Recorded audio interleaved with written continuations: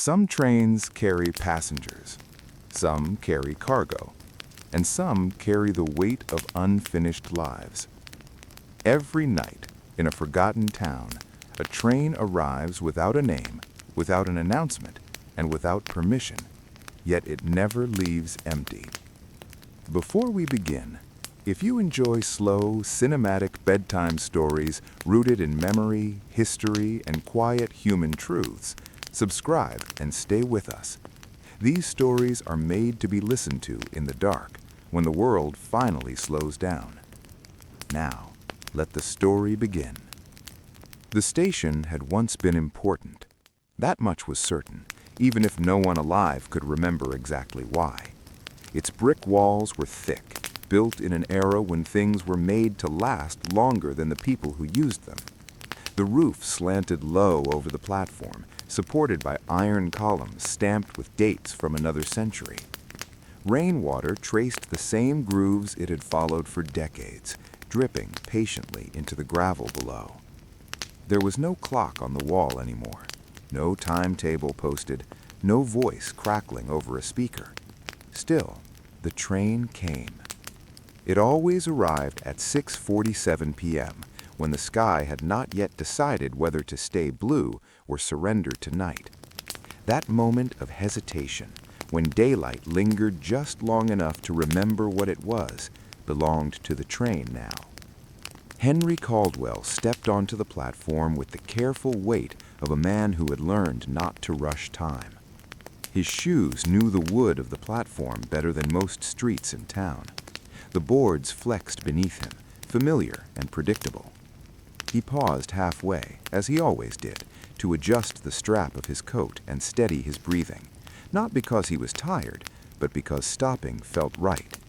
The station rewarded routine. Henry chose the same bench he had chosen for years, near the far end where the platform narrowed and weeds pushed through cracks in the stone. From here, he could see the tracks curve into the trees, disappearing as if the forest had grown tired of watching people leave. He sat. The air smelled like cold iron and fallen leaves. Somewhere beyond the station, a dog barked once and then reconsidered. A breeze lifted dust and memory in equal measure. Henry reached into his pocket and pulled out his watch. 6:41 p.m. Perfect. The watch had belonged to his father, a railroad man. Conductors used to check it against the station clock before departure, nodding in quiet respect. Back then, time was shared, agreed upon. Now, time felt personal. A woman stood near the platform's edge, her back straight, her gloved hands gripping the handle of a small suitcase. She had been there longer than Henry, though neither of them acknowledged it. Her name, he believed, was Margaret, or maybe that was just what she looked like. She never opened the suitcase, never checked the time. She simply waited, eyes fixed on the bend in the tracks. Further down, beneath the dim lantern, a man in a faded postal uniform leaned against a column. He pretended to read notices that no longer applied, adjusting his cap whenever the wind shifted. Henry had once overheard someone call him Daniel. Daniel came on Mondays and Fridays. Margaret came Thursdays. Henry came every evening except Sundays. No one remembered when the rules formed, they just existed. At 6:45 p.m., the station changed. Not visibly, not dramatically, but something in the air tightened, like a held breath. Henry felt it in his chest first, a subtle pressure, neither pain nor fear, more like recognition, the way your body reacts before your mind catches up. He closed his watch. Somewhere far down the tracks, steel met steel, not loud, not urgent, just enough to say, "I am coming." The sound traveled slowly, bending around the trees, arriving in pieces. It wasn't the roar of a modern engine. This train didn't rush. It moved with the confidence of something that knew it would be waited for. Margaret leaned forward slightly. Daniel straightened. Henry remained seated, hands folded, eyes steady. The train emerged, exactly as it always did. Dark metal, softened by age, its surface dulled rather than dirty. No markings, no destination sign, no number, no name. The windows glowed faintly, not bright enough to reveal much, but warm enough to suggest life inside. Faces were never clear, just silhouettes, shapes leaning, sitting, watching. The train slowed without sound. No whistle announced its arrival, no brakes screamed in protest. It simply arrived. The doors opened.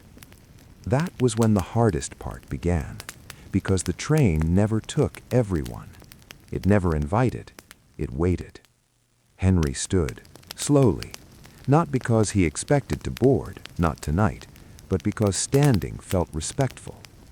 The others did the same. Even those who never planned to step forward honored the moment.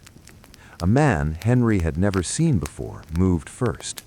Mid-40s, perhaps, coat too thin for the season. He hesitated at the edge of the platform, glancing back once as if searching for something or someone who had not come to say goodbye. The train did not rush him. He stepped inside. The doors closed behind him without a sound. The train remained for exactly 30 seconds more. Then it moved. No announcement, no farewell, just motion. The tracks hummed softly as the train disappeared into the curve, swallowed again by trees and unanswered questions. By 6:49 p.m., the station returned to itself. Margaret loosened her grip on the suitcase. Daniel exhaled. Henry sat back down. Another evening complete. Another name unspoken. Henry checked his watch once more, then slipped it back into his pocket. He stayed seated long after the others left, listening to the quiet reclaim the platform. He wondered, not for the first time, how the train chose, and whether, when his turn came, he would recognize the moment, or if it would feel exactly like this one. The lantern flickered. Night settled in, and the station, once again, waited. Henry did not leave immediately. He rarely did. The station after the train passed felt different, not emptier, but quieter in a way that pressed inward. Sounds softened. Even the wind seemed careful not to disturb whatever lingered behind. Henry remained seated, hands resting on his knees, eyes fixed on the darkened curve where the train had vanished. He counted his breaths without meaning to. 1, 2, 3. The bench creaked slightly as he shifted his weight. The wood was cool now, holding the memory of the day's warmth the way old things did, reluctantly but faithfully. Margaret was still there. She stood exactly where she had been before, though her shoulders had lowered a fraction, as if she had been holding herself upright by force until the train disappeared. The suitcase remained closed. It always did. Daniel lingered too, though he pretended not to. He folded a paper that hadn't been unfolded and tucked it into his pocket. His eyes kept drifting back to the tracks, then away again, like someone avoiding a mirror. Henry had spoken to them before, years ago, once or twice. Small words, polite ones. But the station had taught them that conversation changed nothing. The train did not care for explanations. Still, tonight, something felt slightly off. Not wrong, just unsettled. Henry stood again, slower this time, and walked toward the edge of the platform. The gravel shifted beneath his shoes. He stopped where the iron met the wood and looked down the tracks. The hum was gone. Usually it lingered, a faint vibration that took its time fading. Tonight, the rails were silent, cold, ordinary. He frowned, just a little. Behind him, Margaret spoke. It startled him, not because of the sound, but because of its rarity. He wasn't supposed to go tonight. Her voice was soft, worn thin from disuse. She wasn't looking at Henry when she spoke. She was still watching the tracks, as if the train might reconsider. Henry turned slowly. "I didn't know him," he said, which felt like the safest truth. Margaret nodded once. "I did." She tightened her grip on the suitcase handle, then loosened it again, fingers flexing like they ached. "He came early this week, earlier than usual. Said he just wanted to see it. Said he didn't plan on boarding." Henry understood that kind of lie, the kind you told yourself because it sounded reasonable enough to believe. "People change their minds," he said. Margaret gave a faint smile that never fully formed. "No," she replied. "The train does." Daniel cleared his throat from behind them, an awkward sound that seemed too loud for the hour. "You think it chooses different now?" he asked, stepping closer than he usually did. "I mean, different than before?" Henry looked between them. In the dim lantern light, their faces appeared older than they had moments ago, shadows settling into familiar lines.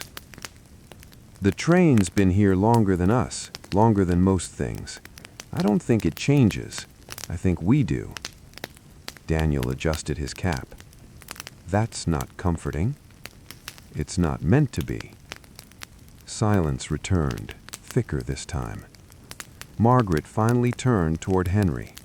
Her eyes were sharp, observant, as if she had spent years studying people without being noticed. "Why do you come every night?" she asked. The question hung between them, heavier than expected. Henry opened his mouth, then closed it. He hadn't planned an answer. He had never needed one before. "I used to work the rails, maintenance, inspection, back when this station still had a name." Daniel's eyebrows lifted. "You never said." Henry shrugged. "You never asked." Margaret studied him. "Is that why you never bored?" The words landed carefully, but they landed all the same. Henry felt something tighten in his chest, not pain, not fear, recognition again, that familiar pressure. "I don't think the train wants me yet," he said. Margaret tilted her head. "Or maybe you don't want it." The lantern flickered, briefly casting the station in shadow before settling again. Henry looked back down the tracks. "My father used to say trains are honest. They don't pretend to go anywhere they aren't already headed." Daniel let out a quiet breath. "My wife says the same thing about people." Margaret glanced at him. "Past tense?" Daniel nodded. "She stopped coming 3 months ago." Neither Henry nor Margaret asked why. They didn't need to.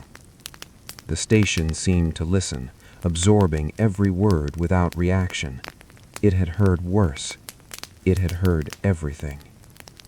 Henry checked his watch again, though the time no longer mattered. The glass reflected the lantern's glow, distorting the hands for a moment before settling. "I should go," Daniel said, stepping back. "Early route tomorrow."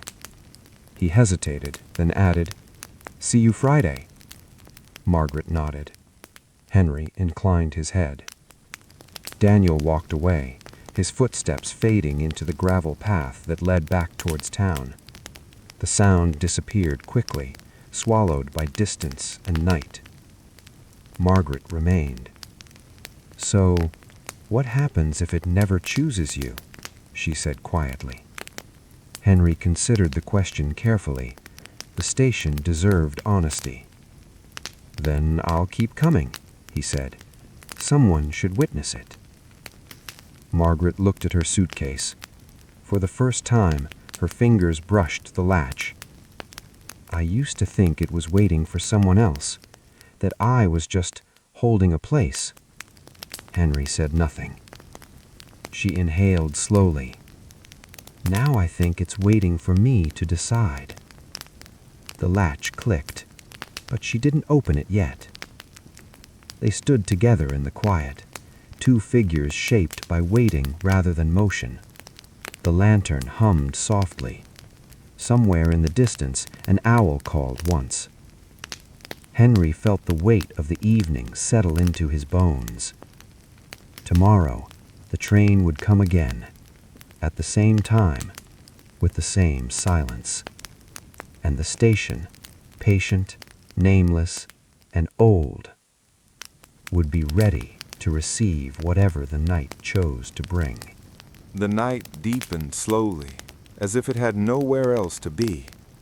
Henry and Margaret stood side by side longer than either of them realized. The lantern's glow barely reached their feet now, leaving the edges of the platform to dissolve into shadow. The station building behind them, brick and mortar and memory, seemed to lean inward, listening. Margaret was the first to move. She shifted the suitcase from one hand to the other, then set it gently on the bench beside her. The sound it made was small but final, like punctuation at the end of a sentence that had taken years to write. "I bought it after the funeral," she said. Henry did not ask whose. "It was easier than explaining why I didn't need one," she continued. "Everyone expects you to travel eventually, even when you don't know where you're going." Henry nodded. He understood objects that existed to satisfy other people's expectations. She sat, smoothing her coat carefully, as if the bench might judge her posture. "He loved trains," she said. "My husband used to bring our son here when the station still had paint on the sign." Henry felt a familiar tightening behind his ribs. "Your son?" he asked gently. Margaret smiled, faint and distant. "Grew up, moved west, sends postcards when he remembers." She paused. "The train came the year after my husband passed. I thought it was coincidence at first." "Most people do," Henry said. She looked at him. "You don't?" "No," he replied. "I think coincidence is what we call things we're not ready to face." Margaret considered that, then nodded once. The wind shifted, carrying the scent of pine and damp earth. Somewhere far off, a car passed on the highway, its sound briefly intruding on the stillness before fading again.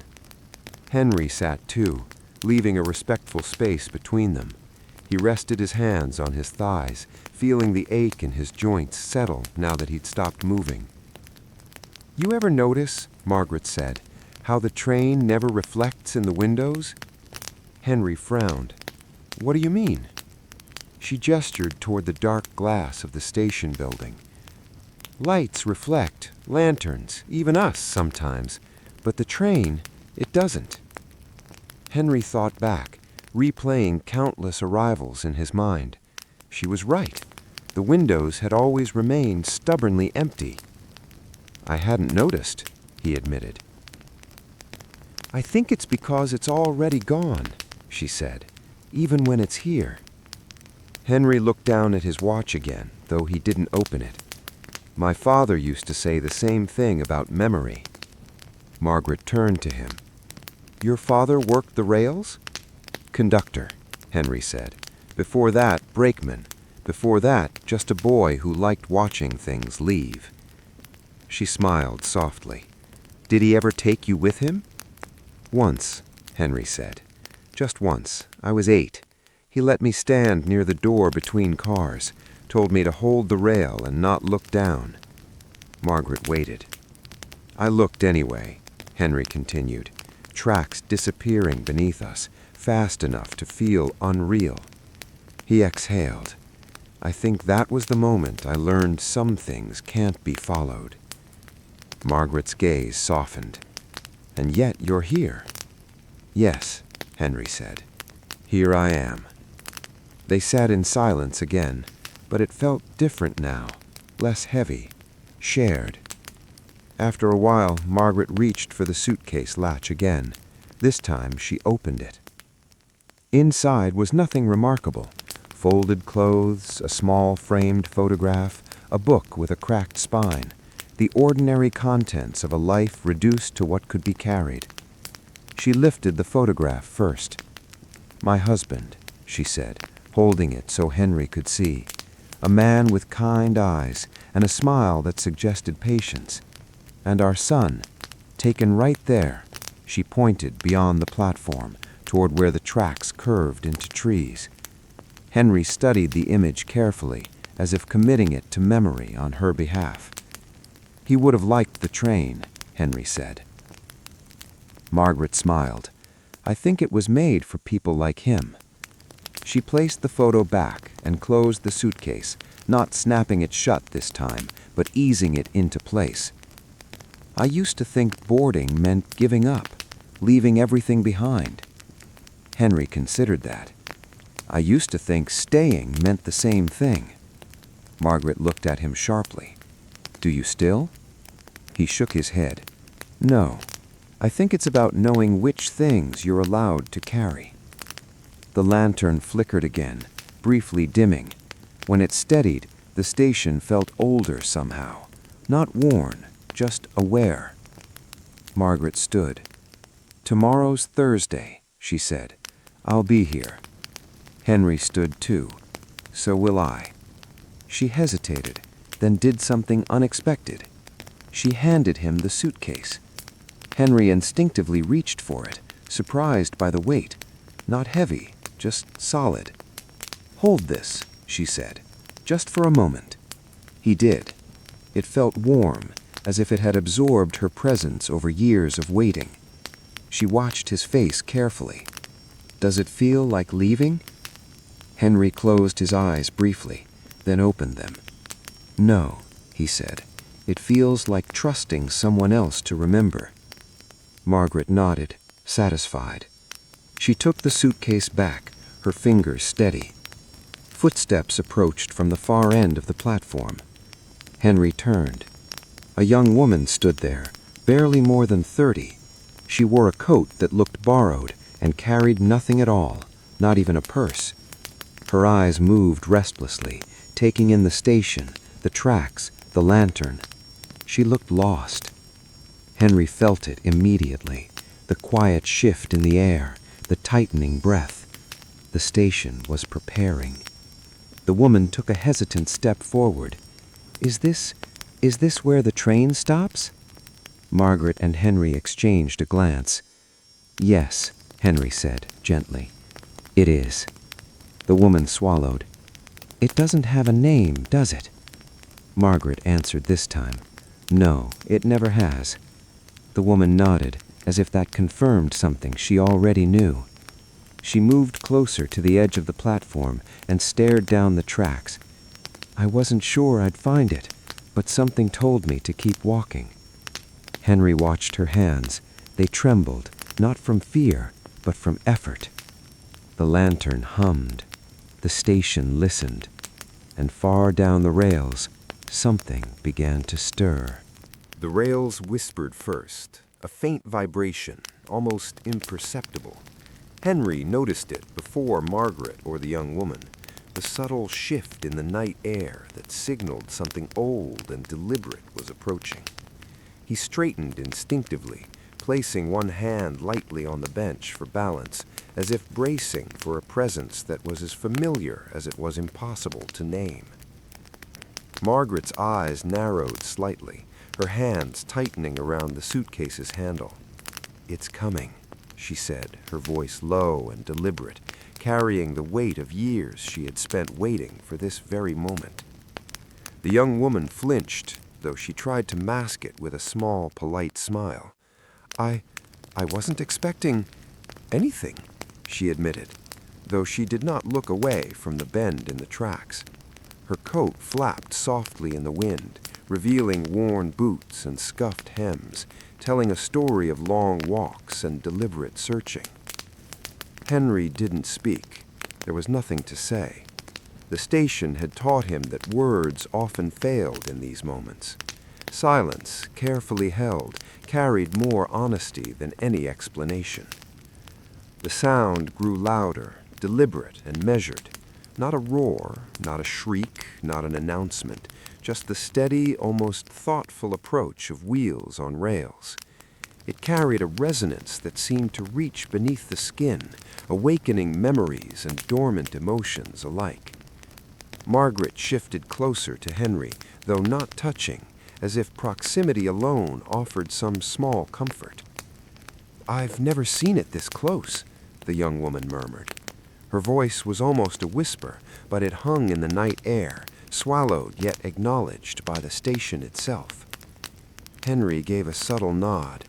"It chooses who notices first," he said, not to correct or explain, only to acknowledge a truth long observed. The train emerged slowly from the curve. Its metal exterior reflected almost no light, the lanterns along the platform offering only hints of its shape. It had no number, no markings, no way to distinguish it from a memory of a train. And yet there it was, solid, patient, and entirely present. The windows glowed faintly, amber-hued and blurred, like distant lights seen through fog. Figures moved inside, but Henry could not tell if they were real passengers or the shadows of possibilities, dreams cast by the train itself. The young woman flinched suddenly, a sound sharp in the quiet night, and Henry noticed the slight tremor in her fingers. The train slowed, as it always did, with the inevitability of something that had arrived countless times before. It did not hiss or groan, it did not demand attention. It simply existed in its own time, carrying weight beyond comprehension. Margaret exhaled softly, the sound nearly lost to the night. "Are you ready?" she asked the young woman, her voice a gentle nudge rather than a question. The woman nodded, though her lips trembled slightly. She stepped forward, hesitant, as though gravity itself had changed subtly. Her feet scuffed the gravel, tiny echoes that seemed loud in the hush surrounding them. Henry and Margaret watched without moving. Years of observation had taught them that stepping forward was an entirely personal act. The train did not hurry anyone. It waited, and it remembered every choice made.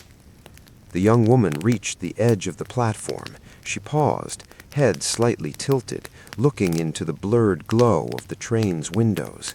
Something shifted in her posture, an imperceptible straightening of her spine, as if she had remembered herself only moments before.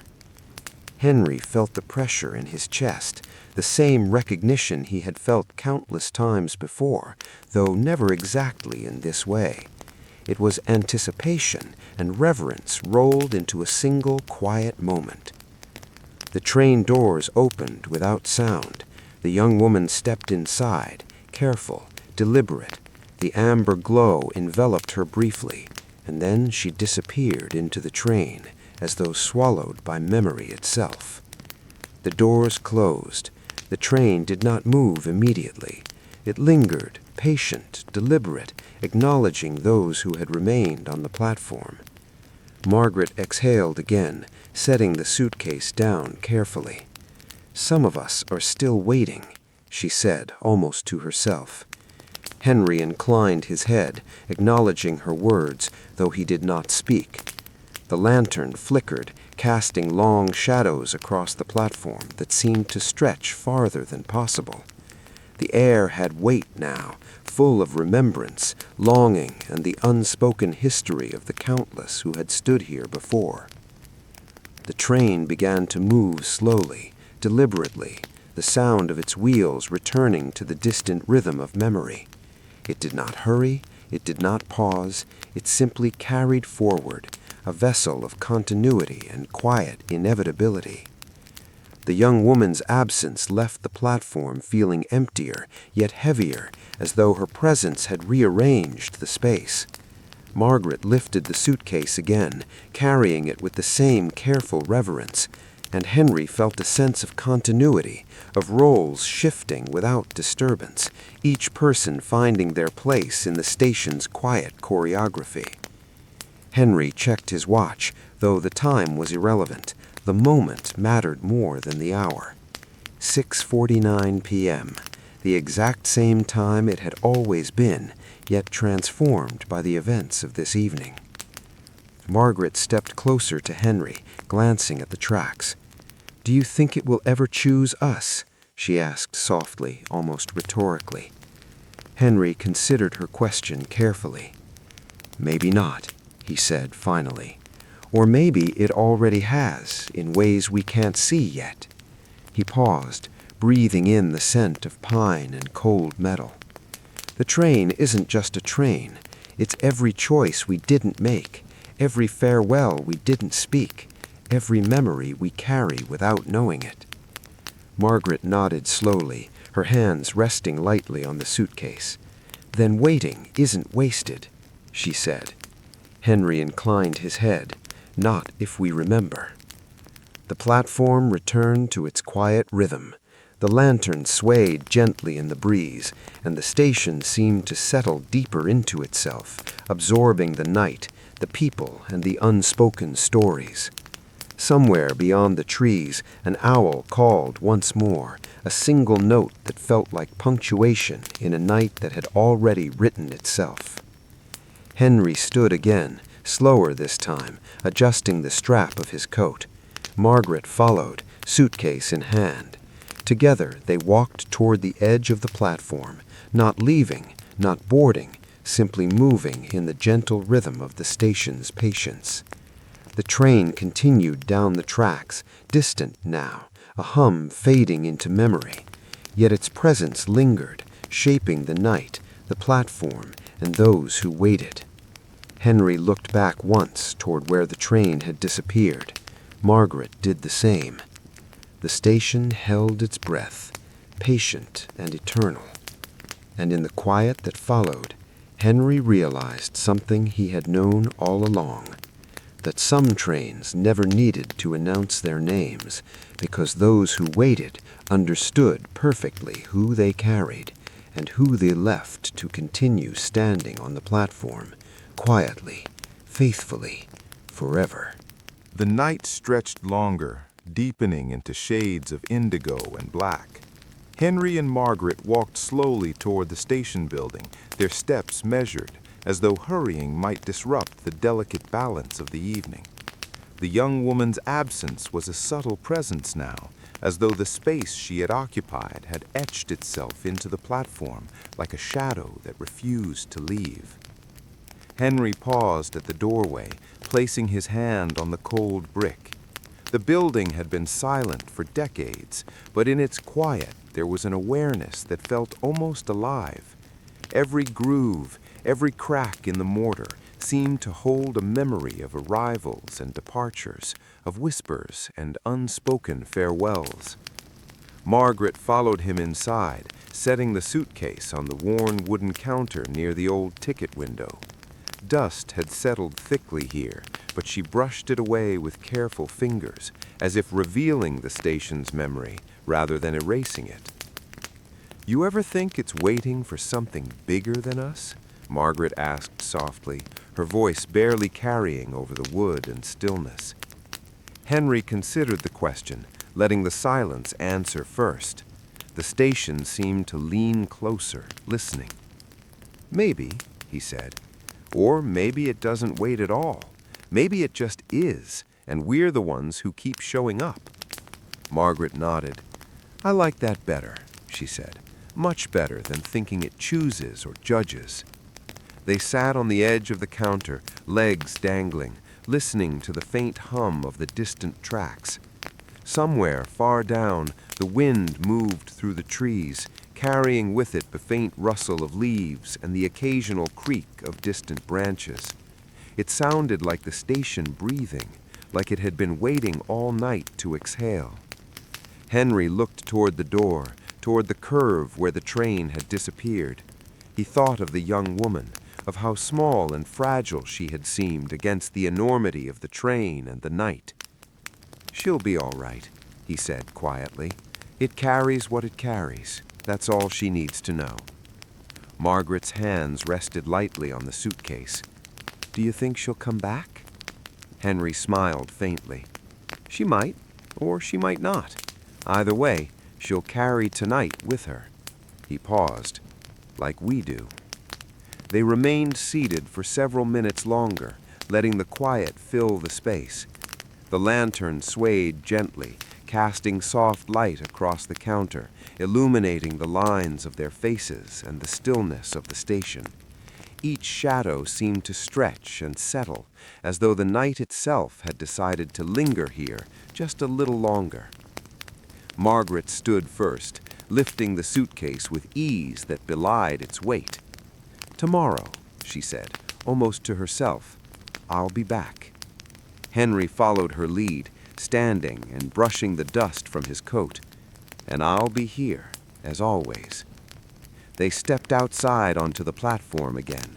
The air was cooler now, carrying the scent of damp earth and pine. The sky had darkened further, stars beginning to emerge, faint and patient. The bench where Henry had sat all evening was empty, waiting, always waiting. Margaret adjusted the suitcase, glancing down the track. "Do you think it will come again tonight?" she asked. Henry shook his head gently. "Not tonight, but it will come. It always does." He studied the curve where the train had vanished, imagining the amber glow of its windows fading into memory. "And when it comes, we'll notice it, just like we always have." They walked slowly back toward the town, the station receding behind them, small but immovable, patient and steadfast. The lantern's light dimmed behind them, fading into the darkness, leaving only the faint echo of what had occurred, what had been witnessed, and what had been quietly understood. Henry felt the familiar weight of his coat and the presence of Margaret beside him. He thought of the countless evenings spent here, of all the arrivals he had seen, and all the departures that had remained unspoken. The train was more than a train. It was memory, choice, and patience personified. Margaret's voice broke his thoughts. "Do you ever wonder what it carries?" Henry glanced at her, the corners of his mouth lifting slightly. "Everything," he said, "and nothing, all at once. Enough to remind us why we wait." The town lay ahead, quiet and mostly forgotten, but the streets held the echo of the night, the rhythm of the rails, and the lingering thought of those who had boarded and those who had stayed. Henry inhaled, letting it fill him completely, the scent of history, of memory, of night, and of expectation. Margaret slowed beside him. "Somehow, I think it knows us better than we know ourselves," she said softly. Henry nodded, feeling the truth of her words settle like snow on the platform. "Perhaps it does. Perhaps it always has." They walked on in silence, the station behind them, the tracks stretching into shadow and promise, carrying all that had come before and all that would follow. Somewhere beyond the trees, the faint sound of steel whispered, a reminder that nothing truly ends, that everything continues in the quiet patience of the night. Henry paused once, glancing back over his shoulder. The platform was empty now, the lantern still glowing faintly, the bench waiting, always waiting. Margaret squeezed his arm lightly. "See you tomorrow," she said. "Yes, tomorrow we'll wait again." And together they continued toward the town, leaving behind the nameless station, carrying within them the weight of patience, memory, and the quiet inevitability of the last train that never announced its name. Henry and Margaret moved through the narrow streets of the town, their footsteps soft against the worn pavement. The air was cooler here, carrying the faint smell of wood smoke from chimneys that still burned late into the night. Windows reflected the dim glow of the streetlights, some flickering, others steady, all casting long, deliberate shadows. The town itself seemed asleep, yet every creak of a sign swinging in the wind reminded them that nothing had truly stopped moving. "You ever think about the people who've waited here before us?" Margaret asked, her voice quiet, almost swallowed by the night. Henry glanced at her, the corners of his mouth lifting faintly. "All the time," he said. "Some probably left. Some probably never stopped coming. Some, well, they probably waited for someone who never came." Margaret's gaze drifted upward, tracing the outline of the stars above. "It's strange," she said softly. "The stars feel closer here somehow, as if they're leaning in to watch the tracks too." Henry nodded, understanding exactly what she meant. "It's the same way with memory," he said. "Sometimes it's distant, sometimes it's pressing in on you, but it's always there." The streets were empty, except for a stray cat that slipped silently between shadows. Its yellow eyes caught the lantern light momentarily before it disappeared into an alley. The silence felt deliberate, a kind of accompaniment to their own quiet thoughts. Margaret adjusted the suitcase strap on her shoulder. "Do you ever wonder if it's the same train every night, or if it changes somehow?" Henry considered the question, breathing in the crisp night air. "I've wondered, but it doesn't feel different, does it? Same glow in the windows, same hum of the rails, same sense of inevitability." He paused, letting the words settle. "Maybe it changes in ways we can't see. Maybe it always carries something new inside, hidden, just for us to notice if we're patient enough." Margaret's lips pressed together. "Hidden," she repeated, like tasting the word for the first time. "I like that. Makes waiting feel necessary." They continued walking, passing the old diner where the neon sign had long since gone dark. Its windows reflected nothing, revealing only the faint outline of the counter and chairs inside. The smell of coffee was gone, replaced by the crisp night air, yet Henry could almost feel the warmth of the place, as if it had stored it for moments like this. "I used to come here with my husband," Margaret said, voice barely audible. "We'd sit by the window, watch trains pass by, and pretend we understood what they were saying." "He always said trains knew more than people. I think he was right." Henry smiled faintly. "Some things you can't explain, only witness, only respect." Margaret nodded, the suitcase tapping softly against her leg as they walked. "Do you ever think it's because we can witness it, because it reminds us there's still something to understand?" Henry looked down the street, the shadows stretching and folding, as if the night itself were rearranging itself around them. "I think so," he said. "Witnessing is sometimes the only way to stay honest with yourself, to remember what matters even when the world isn't paying attention." They paused near the bridge at the edge of town, where the creek ran quietly beneath. Water rippled in the dim moonlight, reflecting the stars like shards of silver. Henry leaned slightly on the railing, listening to the gentle current. Margaret set the suitcase beside her, letting it rest on the cool stone. "I wonder where the train goes after it leaves us.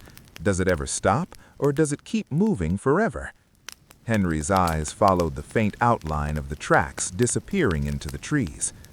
"I think it keeps moving," he said finally, "but not aimlessly.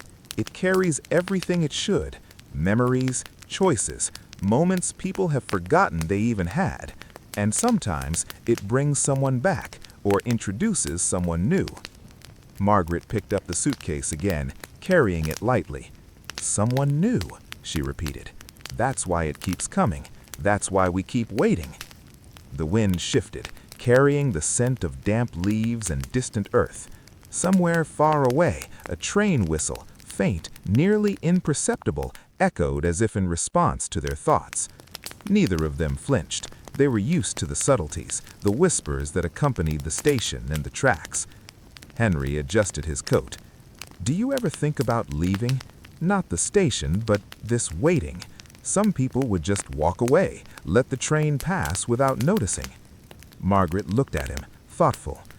"I have," she admitted, "but then I remember why I stay, because some things can't be left behind, because some nights they're meant to be witnessed." Henry exhaled slowly, letting the air fill his lungs. "I feel the same. I suppose that's why we always meet here at the edge of something that doesn't need our understanding, only our attention." They walked back toward the station slowly, the suitcase tapping softly with each step. The platform awaited, silent and steady, as though it had always known they would return. The lantern flickered faintly against the wind, casting long, deliberate shadows that stretched toward the tracks and beyond. Henry paused at the platform edge. The rails were still, empty, yet they carried an unspoken promise, a quiet anticipation that mirrored their own presence. Margaret set the suitcase down, hands brushing the worn wood as if feeling the station's heartbeat beneath her fingers. "The train will come again," Henry said. "Tomorrow night, same time, same inevitability, but never exactly the same." Margaret nodded, lifting the suitcase again. "And we'll be here," she said, "because that's what it asks of us, not to board, not to leave, only to witness." Henry's gaze followed the tracks disappearing into the darkness. "It's patient," he said, "as patient as we are." Margaret smiled faintly, or maybe more. The night held them in its quiet, stretching infinitely, soft and deliberate. Somewhere in the distance, an owl called, a single note that seemed to mark the end of a chapter, yet hinted at another waiting to begin. Henry glanced at Margaret, the faint glow of the lantern reflecting in her eyes. "Do you ever wonder if someone from centuries ago waited here too?" She looked at him, the faint glow of the lantern reflecting in her eyes. "I don't wonder. I know."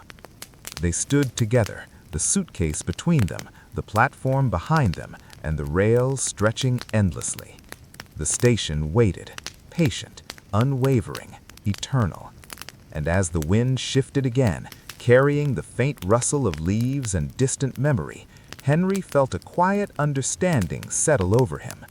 The train had passed, but its presence lingered, shaping the night, the station, and the hearts of those who waited faithfully, knowing that some journeys were meant to be witnessed, not taken. Margaret adjusted the suitcase one final time for the night. "Tomorrow," she said softly. "Yes, tomorrow we wait again." The town slept, the stars kept watch, and the platform remained, a silent, faithful witness to all who came, all who stayed, and all who waited for the last train that never announced its name. The night deepened further, carrying the kind of silence that felt heavy yet gentle, pressing softly against the shoulders like a familiar coat. Henry and Margaret lingered on the platform, their feet planted firmly on the worn wood, listening to the quiet rhythm of the town that seemed to pulse in tandem with their own breathing. The lantern flickered, its light painting subtle shapes across the benches and the iron columns, revealing small imperfections that had grown familiar over years of observation. Margaret adjusted the strap of the suitcase on her shoulder and leaned slightly against the bench. "Do you ever wonder," she began, voice low and deliberate, "if the train ever remembers us? Not just the moments we see it, but everything we've left behind?"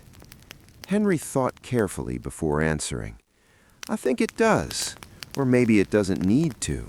Maybe it only carries the moments that matter, like a ledger of the world, balanced quietly, without judgment." He looked down the tracks, imagining the amber glow of the train sliding around the curve, ever present yet invisible. Margaret nodded, her eyes distant.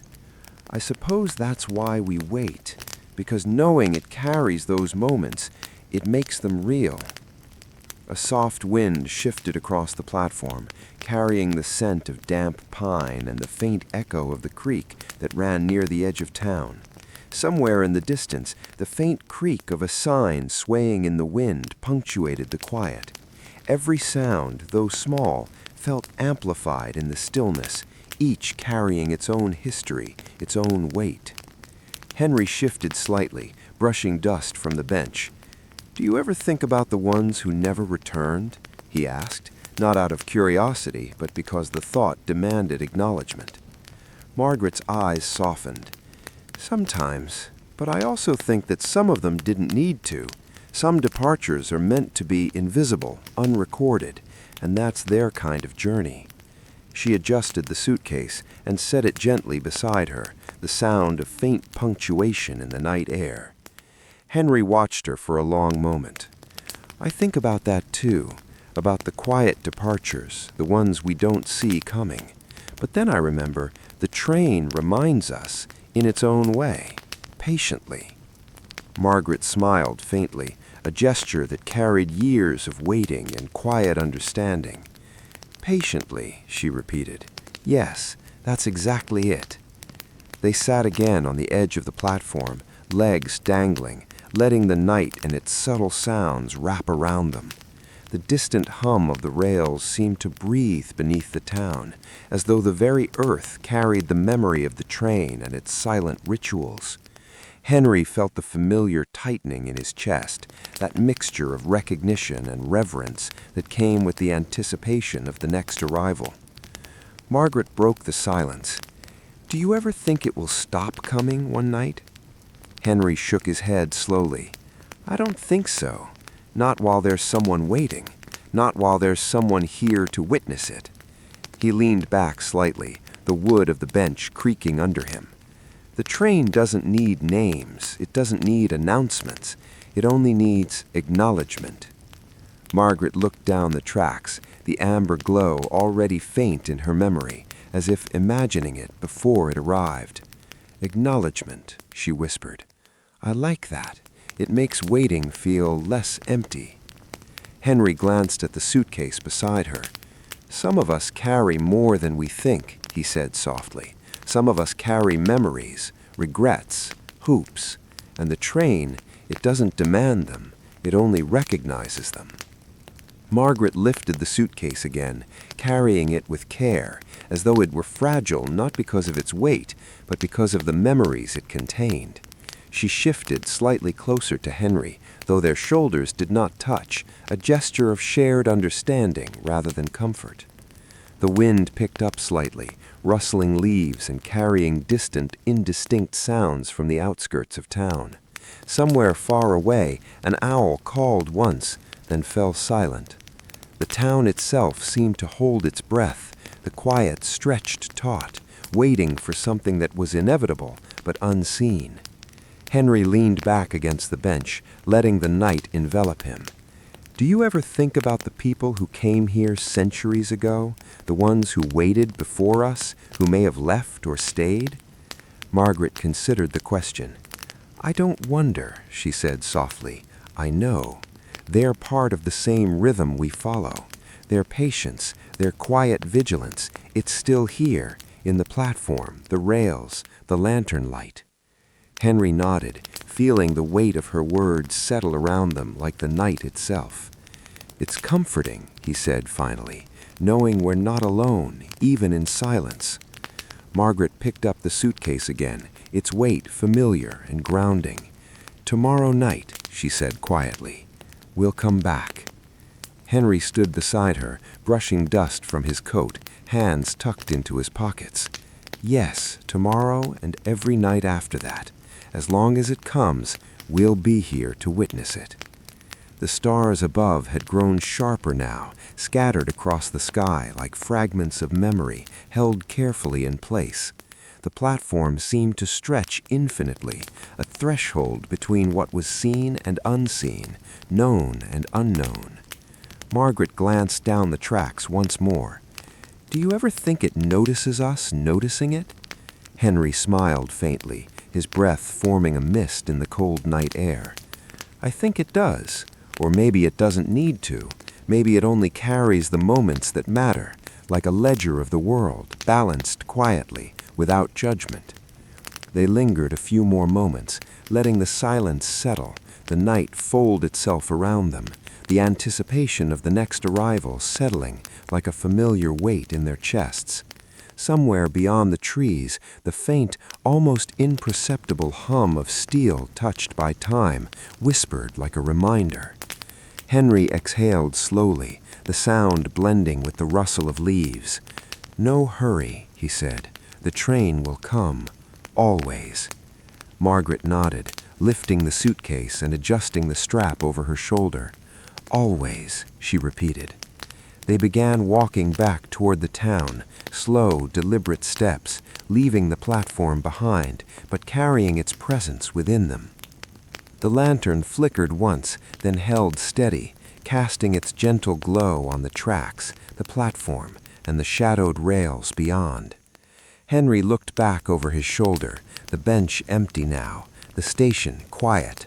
Its patience, its unwavering existence, seemed almost tangible. Margaret followed his gaze, letting the quiet press against her in the way it always had, steady, patient, and eternal. The wind shifted again, carrying the faint, lingering scent of the rails, the distant creak, and the night itself. Henry felt it settle inside him, a recognition he had always known, but only fully understood in moments like these.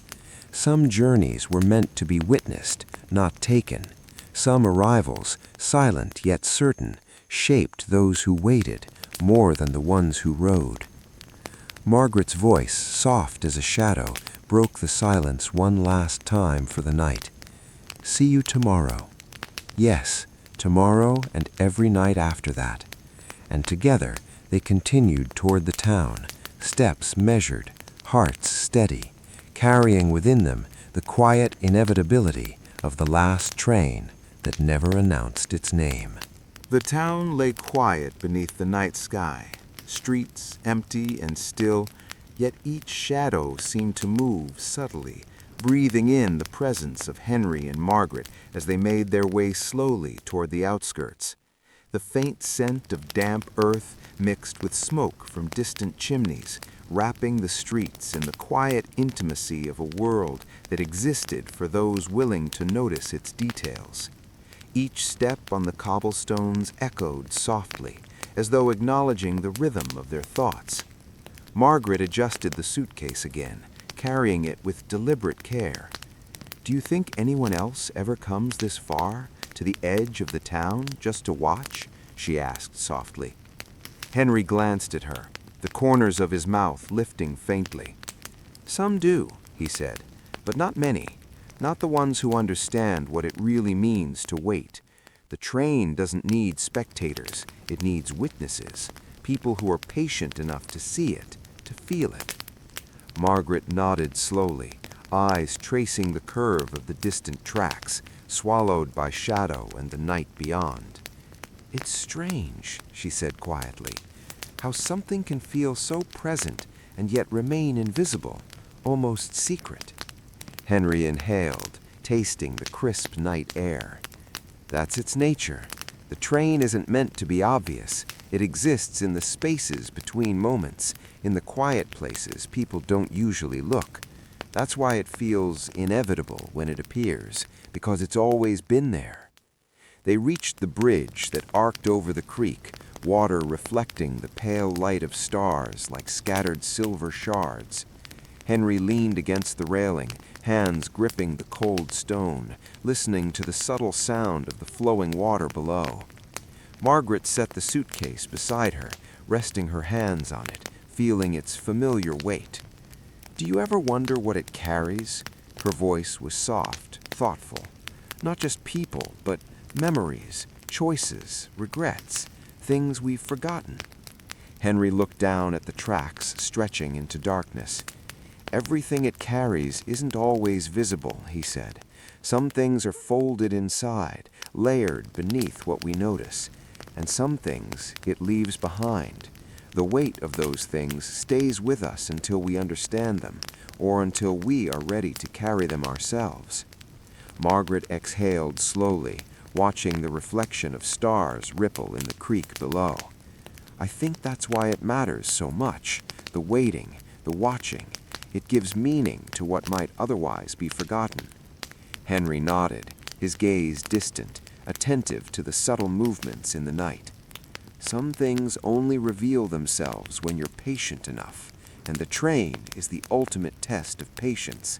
Not a test with consequences, only a reminder that time and memory are intertwined." The wind shifted again, carrying the faint scent of pine and distant earth. Somewhere far off, an owl called softly, and the echoes of its call traveled along the tracks. Margaret shifted slightly, drawing the suitcase closer to her, as though bracing against the intangible weight of the night. "You ever think about the people who waited here before us?" she asked quietly. "Centuries of people. Some probably never saw the train. Some probably stayed here their whole lives, waiting anyway." Henry smiled faintly. "They didn't wait in vain," he said. "Every person who has waited contributes to the presence of the station, the rails, the train itself. That patience, it accumulates. It shapes the night, shapes the way it feels to those who come after." Margaret's eyes softened, reflecting the faint glow of the distant station lantern. "I like thinking about that we're part of something bigger, not just here, not just tonight, but connected to everyone who's ever waited." Henry inclined his head, letting the silence stretch, carrying their thoughts forward into the night. "And that's why we come back, night after night, because the train doesn't just pass for itself, it passes for all of us, for those who've gone and those who remain." Margaret lifted the suitcase again, adjusting the strap over her shoulder. "Tomorrow," she said softly, "we'll be back, and the night will feel just a little fuller for it." Henry followed her gaze to the tracks, faintly illuminated by the lantern at the far end of the platform. "Tomorrow and every night after," he said, "the train comes for us in its own time, and we are ready." They walked slowly toward the edge of town, the streets silent except for the occasional rustle of leaves and the distant creak of a sign swaying in the wind. Each step felt deliberate, ritualistic, as though the act of walking together was part of the larger rhythm of the night, part of the quiet choreography that bound them to the station and the tracks. Margaret glanced down at the suitcase, the small, familiar object grounding her in the present while carrying the weight of memories past. "Do you think it notices us noticing it?" she asked, almost rhetorically. Henry smiled faintly. "It does," he said, "not in a way that changes anything. It simply acknowledges, quietly, patiently. That's enough. That's all it asks of us." They approached the outskirts of town, where the houses thinned and shadows stretched longer across empty streets. The lantern light of the station glowed faintly in the distance, steady and reassuring, a presence that seemed almost alive, waiting for them to return. Henry exhaled slowly, letting the night's weight settle across his shoulders. "No rush," he said, softly. "It will come, always, and when it does, we'll be ready to witness it again." Margaret nodded, drawing the suitcase closer. "Always," she repeated.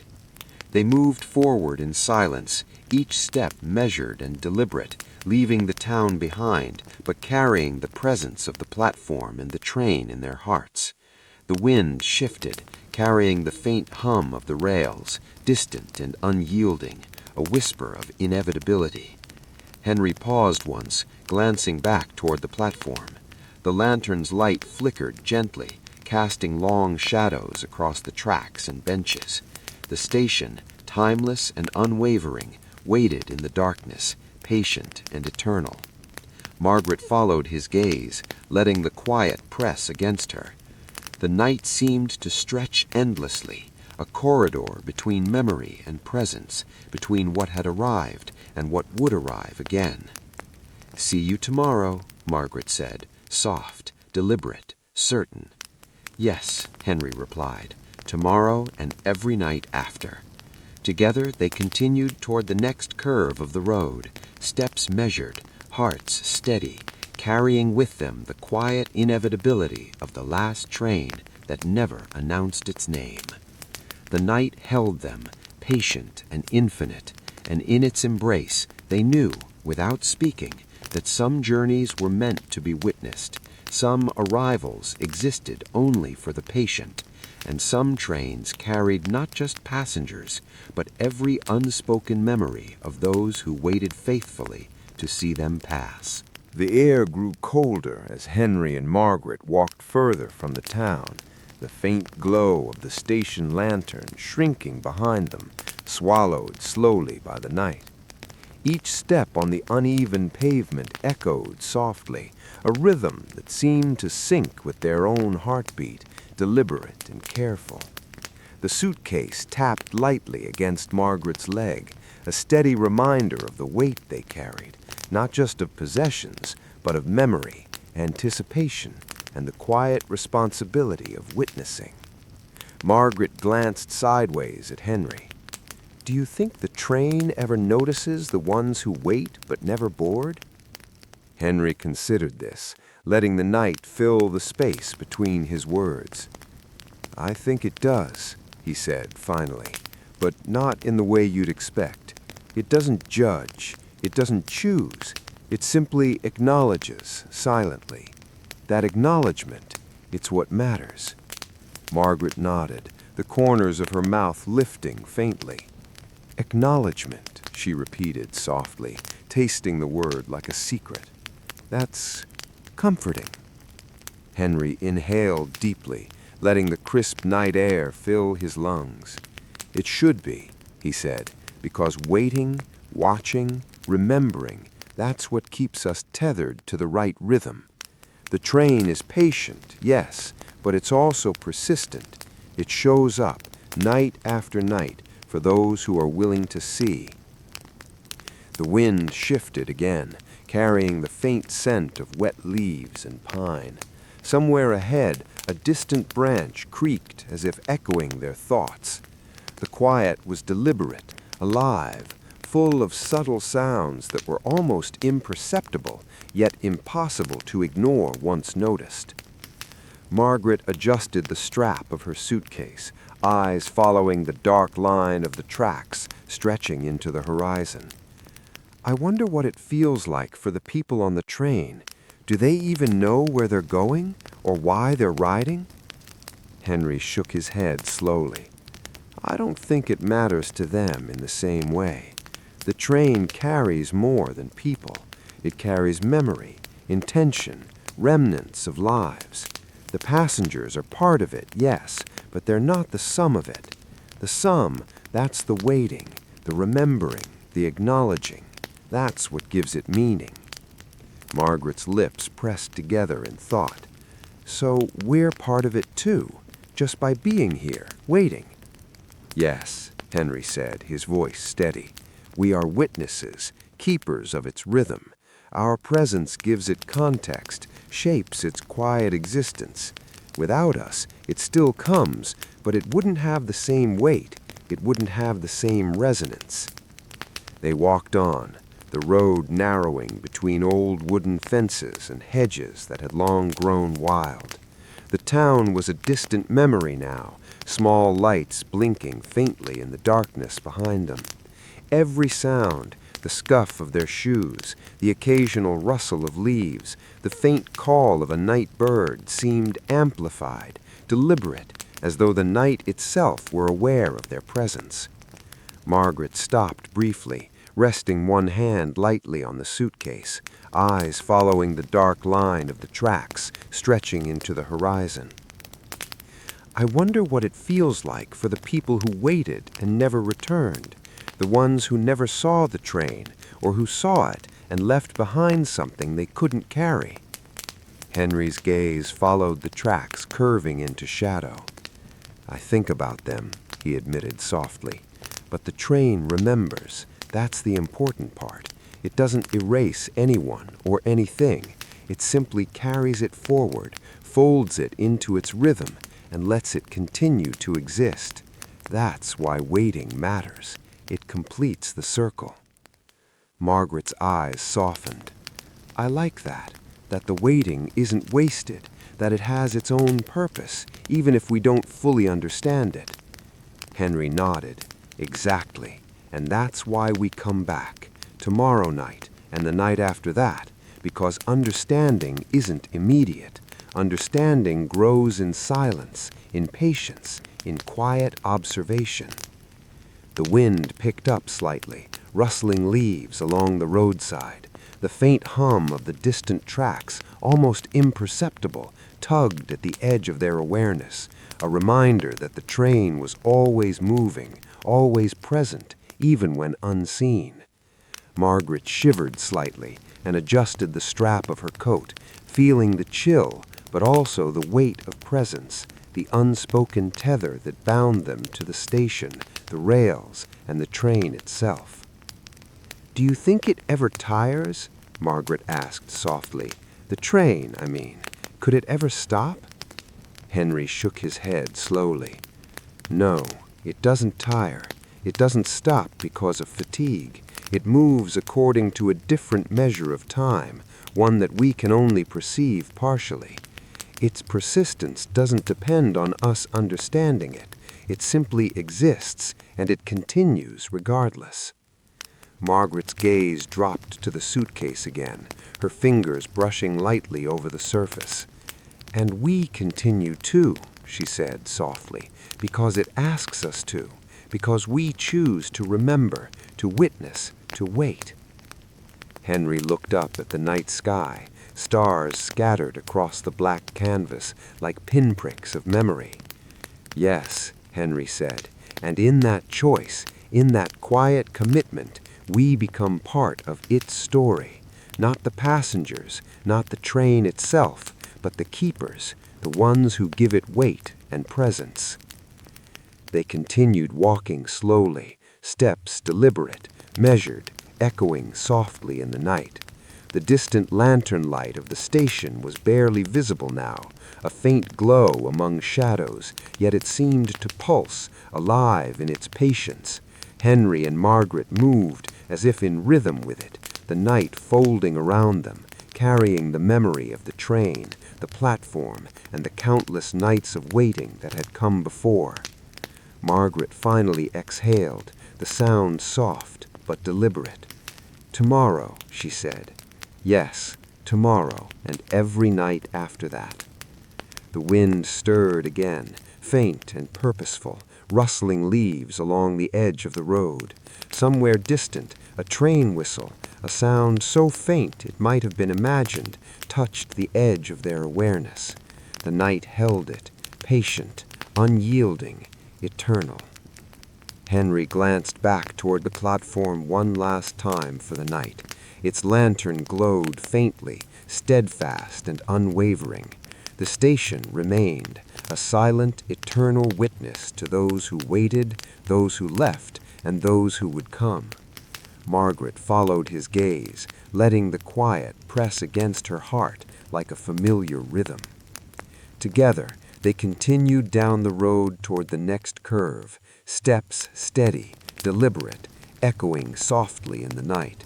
The distant lantern light of the station was barely visible now, a faint glow among shadows, yet it seemed to pulse, alive in its patience.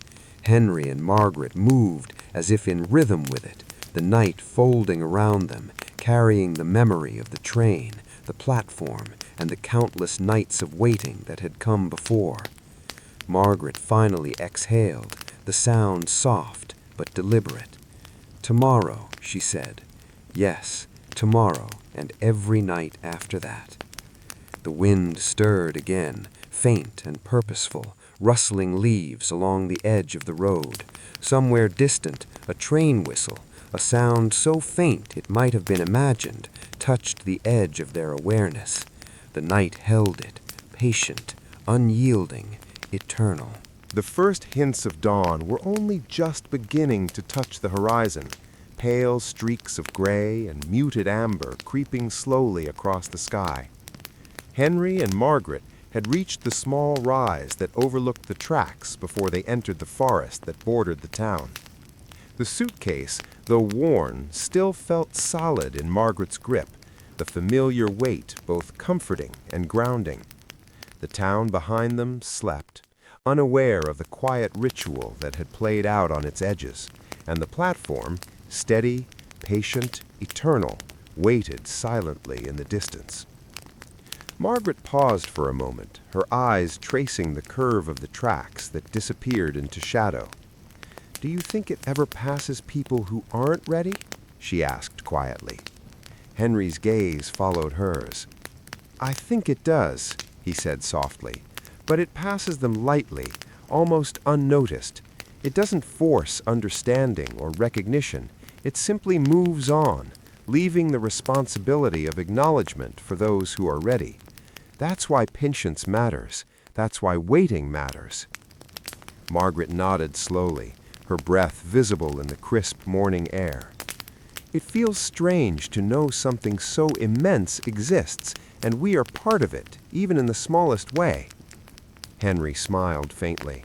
"Small or not, we are part of it. Every night, every moment we wait, the train acknowledges us. It doesn't need to signal or announce itself. It simply moves, and our witnessing becomes part of its memory, woven into its journey."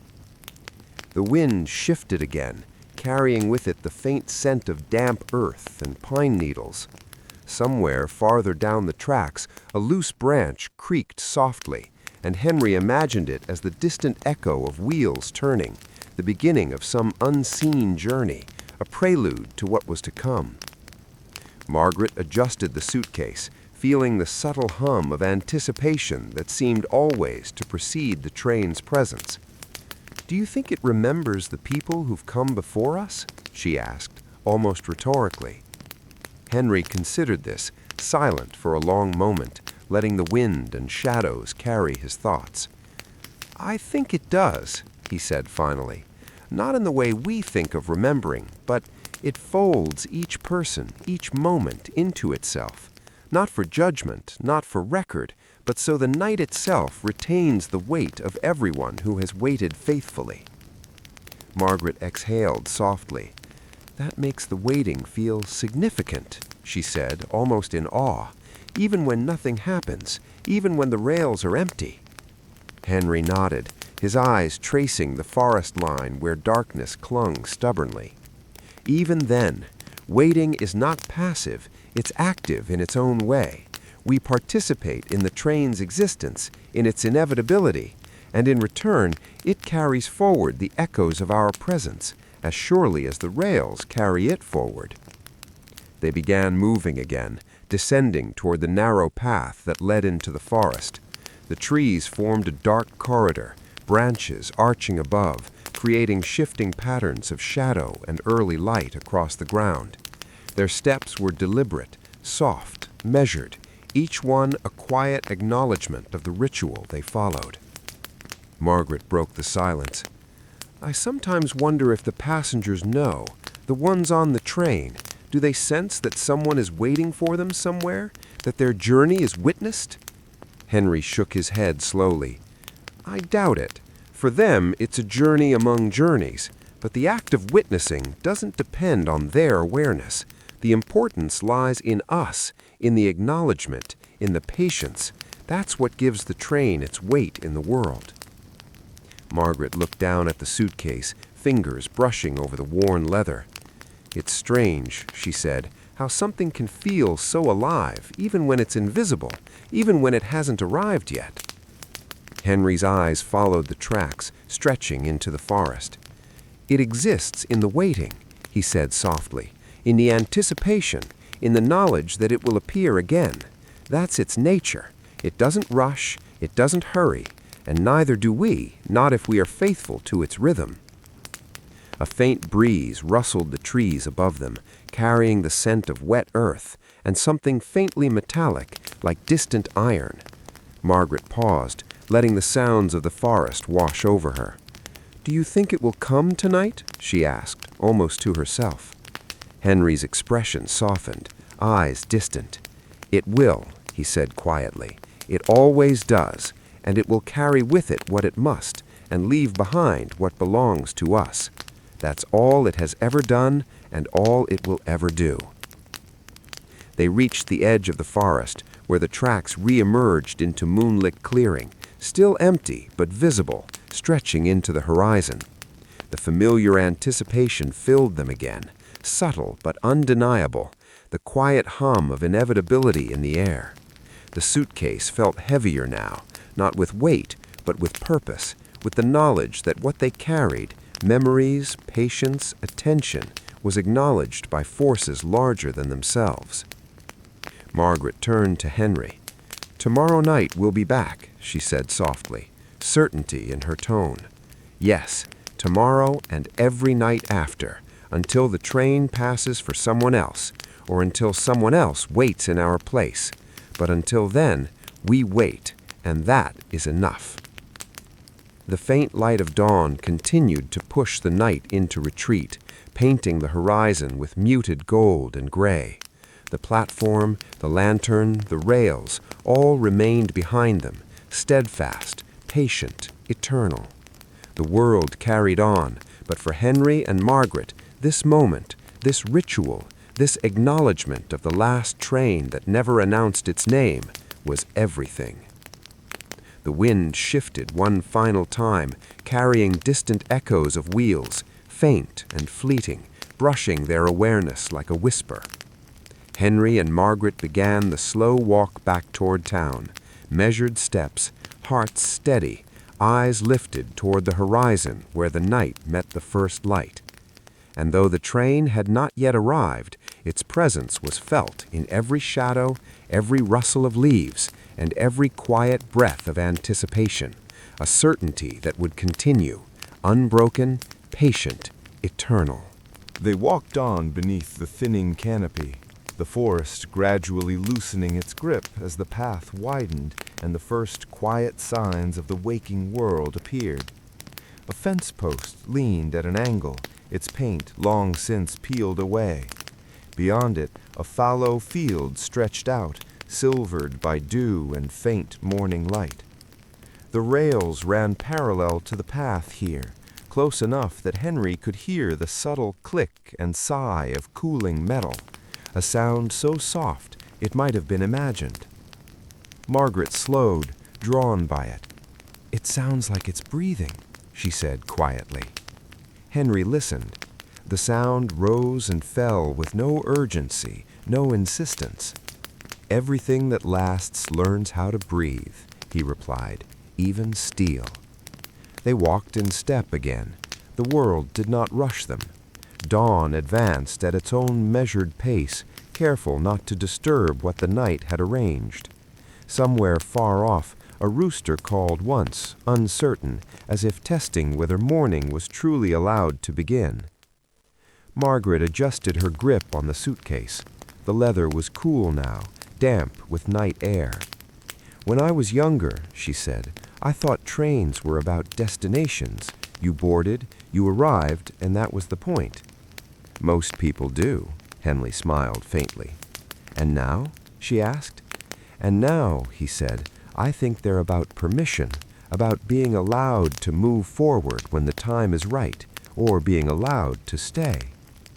They reached a low embankment where the path dipped briefly before rising again.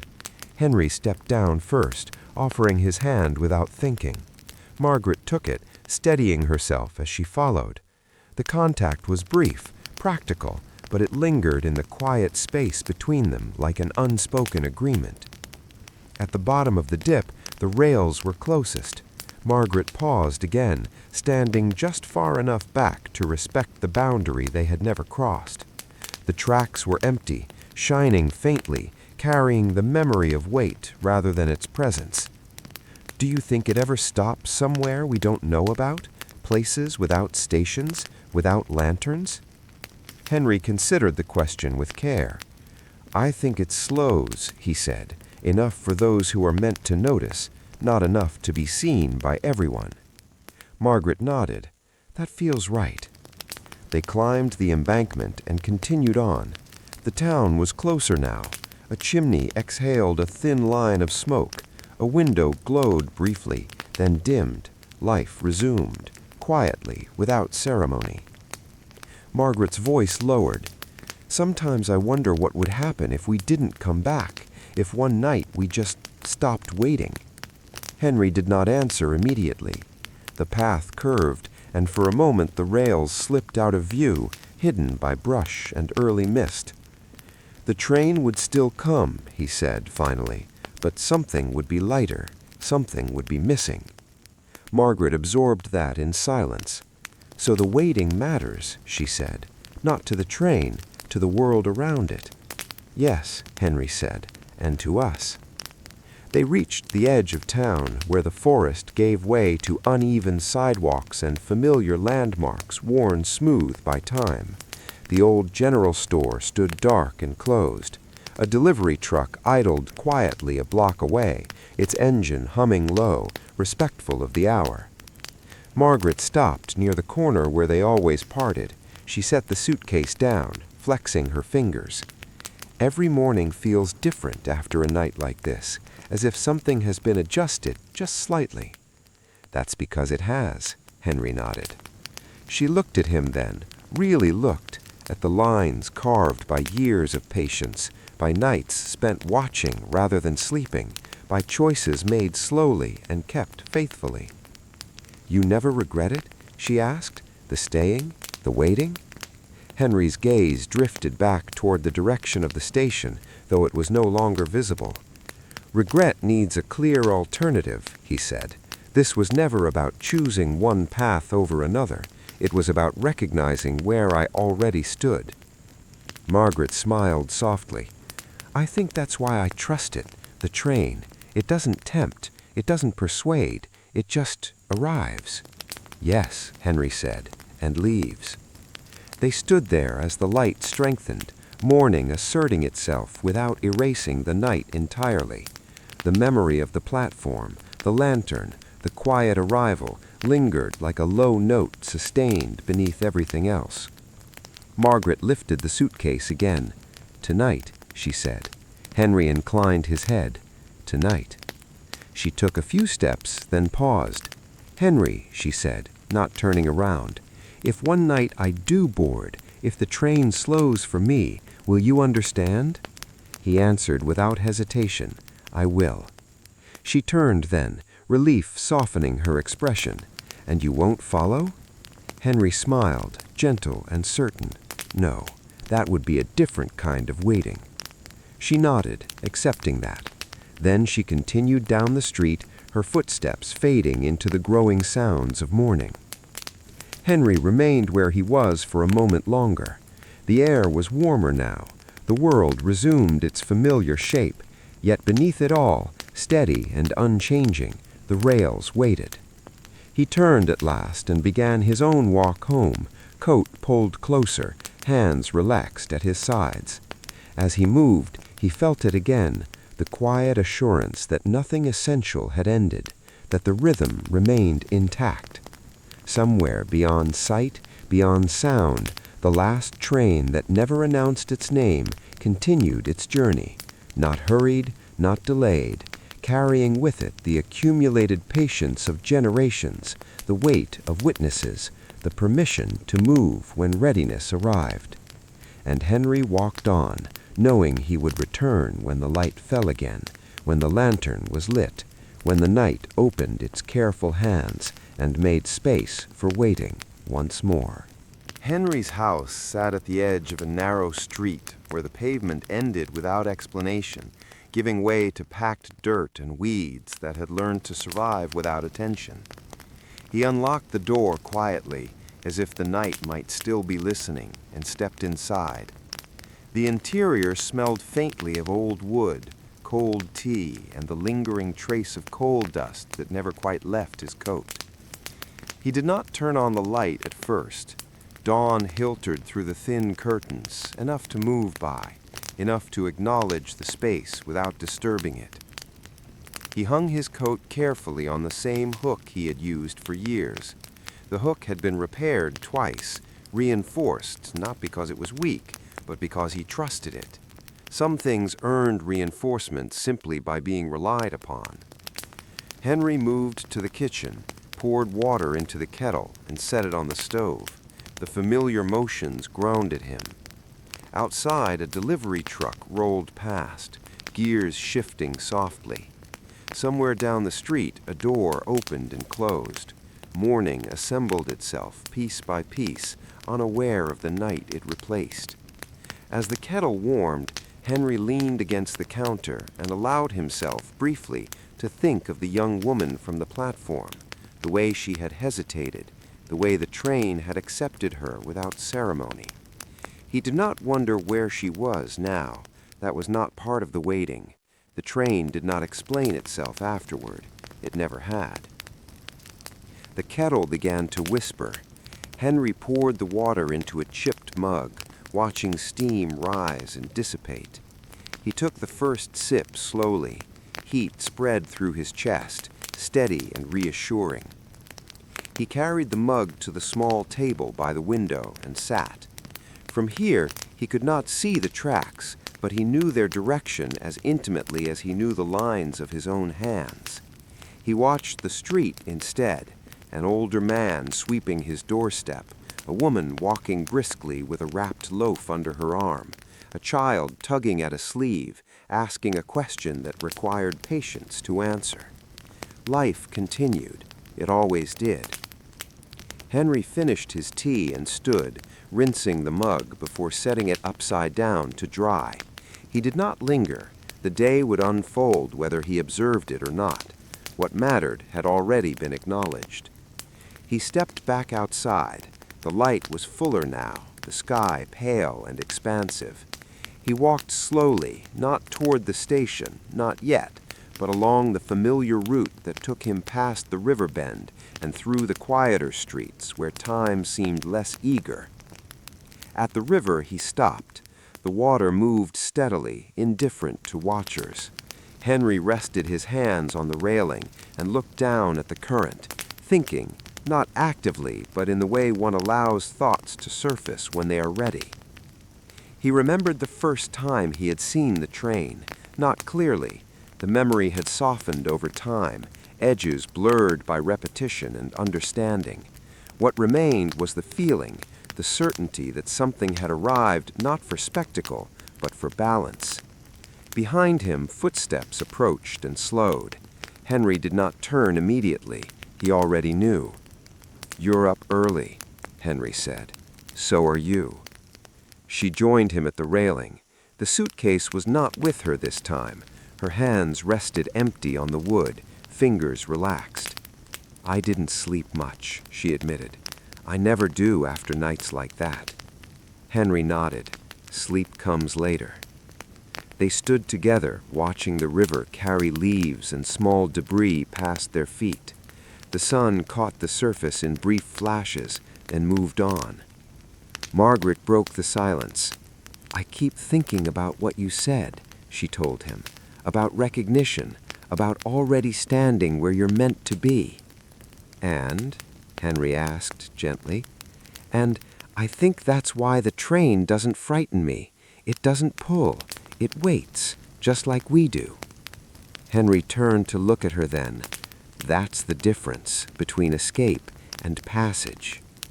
Margaret absorbed that, nodding once. "Tonight," she said after a moment, not asking. "Yes," Henry replied. They walked back toward town together. The streets were fully awake now. Shops opened. Voices rose and fell. Somewhere a radio played softly through an open window. At the corner where they usually parted, Margaret slowed. "I may be late. There's something I need to finish first." Henry met her gaze. "The train understands timing better than we do." She smiled, relieved. "Then I'll see you there." She turned and disappeared into the flow of the morning. Henry watched her go, then continued on his own path. The day passed without ceremony. Henry attended to small tasks, spoke to few people, listened more than he talked. Time moved differently when one had learned not to push against it. As evening approached, the light softened again, shadows lengthened. The world prepared unconsciously for night. Henry returned home, ate simply, and retrieved his coat from the hook. He paused for a moment, hand resting on the fabric, then put it on. Outside, the air had cooled. The first stars were beginning to emerge, tentative and patient. He walked toward the station. The path felt familiar beneath his feet, each step part of a sequence repeated countless times, yet never routine. The lantern was already lit when he arrived, its glow steady against the encroaching dark. The bench waited. Henry sat, the rails stretched ahead, silent, expectant. Somewhere in the distance, beyond sound and certainty, movement aligned itself with time. And Henry waited, exactly where he had always been meant to stand. The night settled in layers, each one quieter than the last. Henry sat on the bench, hands folded loosely, feeling the familiar firmness of the wood beneath him. The lantern's light traced long, gentle shapes across the platform, never sharp, never hurried. Crickets began their measured chorus in the grass beyond the tracks, not competing with the silence, but stitching themselves into it. He did not check the time. He never did. Time behaved differently here. It did not advance so much as it opened. A breeze passed through, carrying the faint metallic scent of the rails and something deeper beneath it. Oil, old iron, and memory. Henry closed his eyes briefly, not to rest, but to listen more fully. The platform responded the way it always did, holding steady, offering no more than it intended to give. Footsteps approached from the path behind him, unhurried, familiar. Margaret appeared at the edge of the lantern's reach. She paused there, as if crossing an invisible threshold, then stepped forward.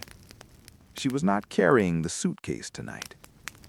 "You were right," she said quietly. Henry looked up at her, his expression open, attentive. "About timing?" She nodded. "About not forcing things to finish before they're ready." She sat beside him, leaving a careful space between them, not distance, but respect. The night accepted her presence without comment. They sat together in silence for a long while. The darkness thickened beyond the platform, pressing close but never intruding. Somewhere far down the line, a sound shifted, too distant to identify, too subtle to dismiss. Margaret spoke first. "I left something behind today," she said. "Not a thing, a version."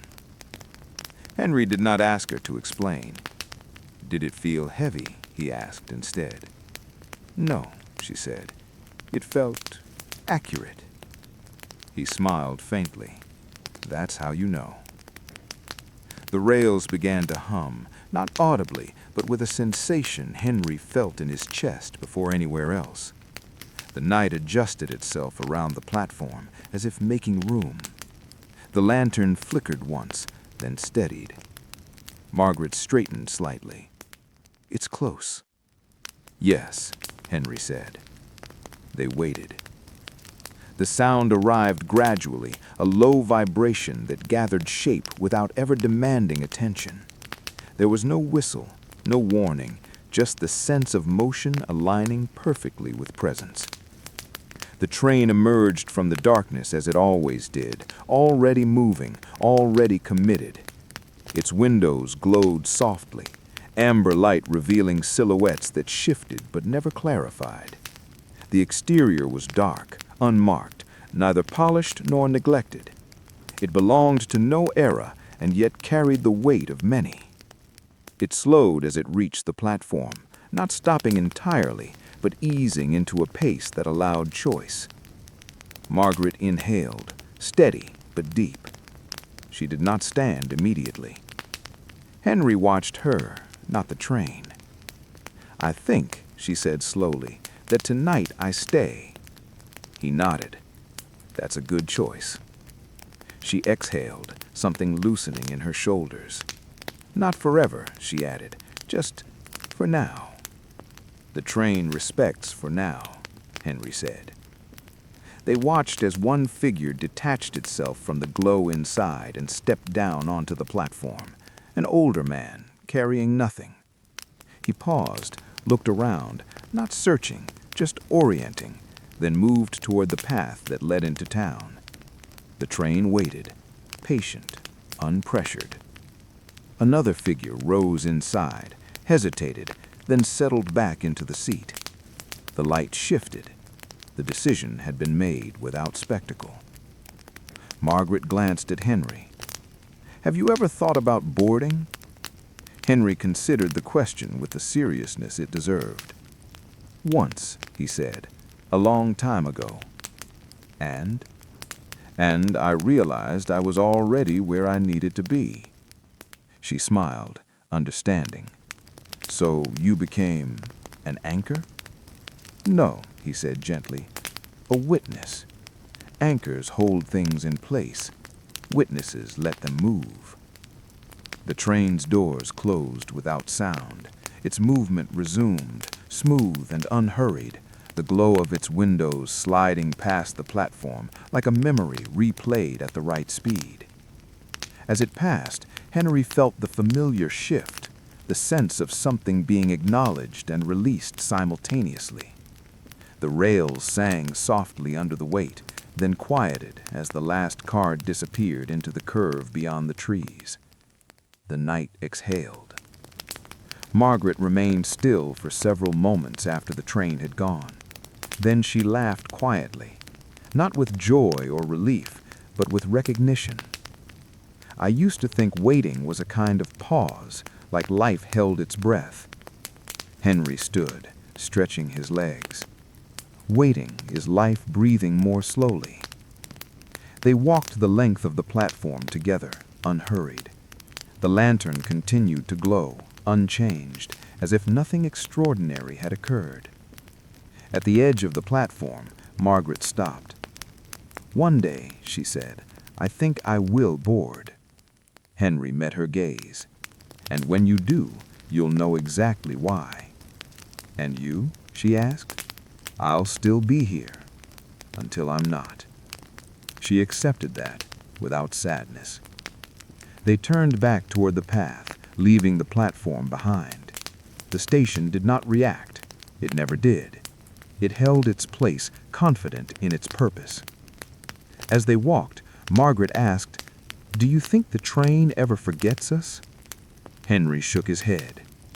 "Forgetting is for things that end." The town lights appeared ahead, scattered and warm. Somewhere, music drifted faintly through an open window. A dog barked once, then settled. Margaret slowed. "Thank you," she said. "For what?" "For showing me that staying can be as brave as leaving." Henry inclined his head. "For some people, it's braver." They parted at the familiar corner. Margaret headed toward her street, steps light, unburdened. Henry continued on alone. At his door he paused, listening, not for the train, but for the quiet confirmation that followed its passing.